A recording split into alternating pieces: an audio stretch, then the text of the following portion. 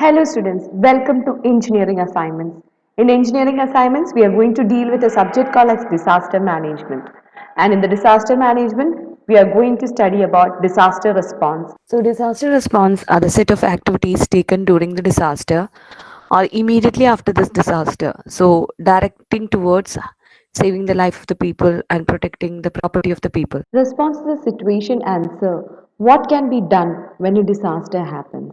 Next, we'll be dealing with the main objective of the disaster response. The disaster response was to provide an immediate assistance to maintain the moral of the affected people, as well as for finding a temporary solution until the permanent and sustainable solution can be found out. Response is actually a very big process, but it's not very easy process because when a disaster happens at a particular place, the mindset of the people will be completely lost.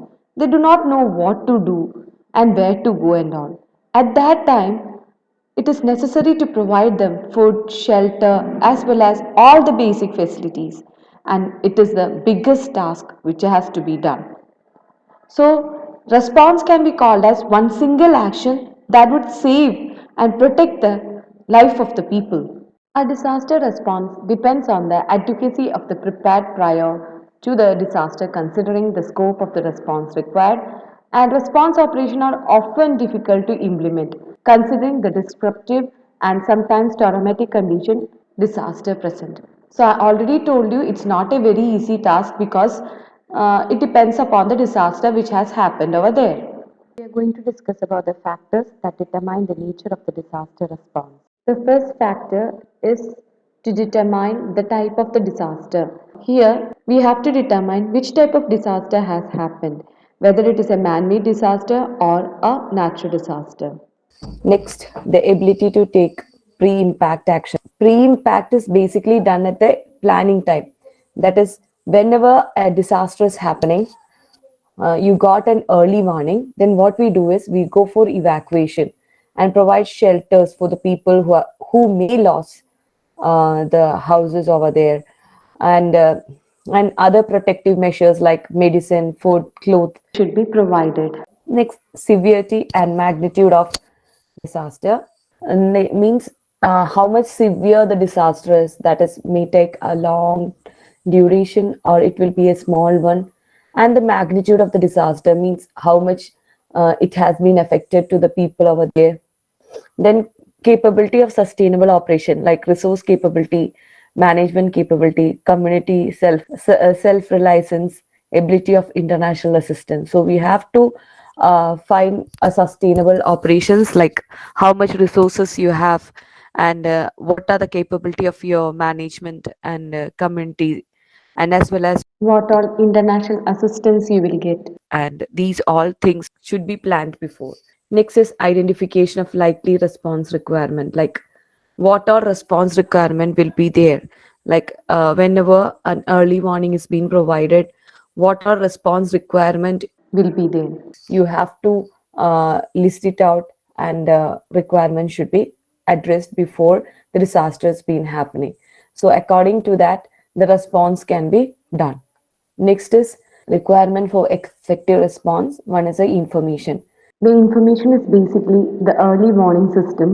So early warning system, what it will do is that whatever necessary arrangement you have to make, you should be done, and information gained by the system could help in planning and decision making. Okay. Next is resources. You have to find out all the resources that is available for disaster response. Can be human resources, like how many people will be working for this, as well as the financial resources, like how much finance the government has, how much you can spend for this. Everything should be there so that you can have all the supply availability and all the communication procedure. Okay. Next is disaster response planning. What all role and what all responsibility you must take is defined. The policies and procedures are developed, and generic tool for response are identified and developed. And moreover, this response plan is developed based on some assumptions of the risk and the hazard.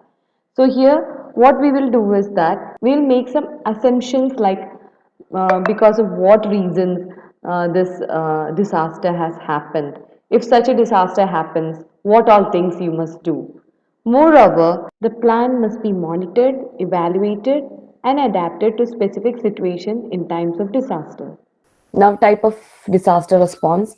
First one is research and rescue. Second one is first aid and emergency medical care. Whatever you have to do, medical care you have to provide. Everything should be there.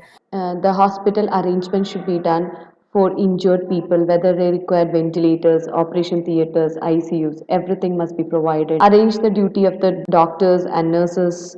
Also list the equipments required, and all like this, all medical needs should be provided in the response. Next, evacuation. If it is evacuation is necessary, you have to move the people from there.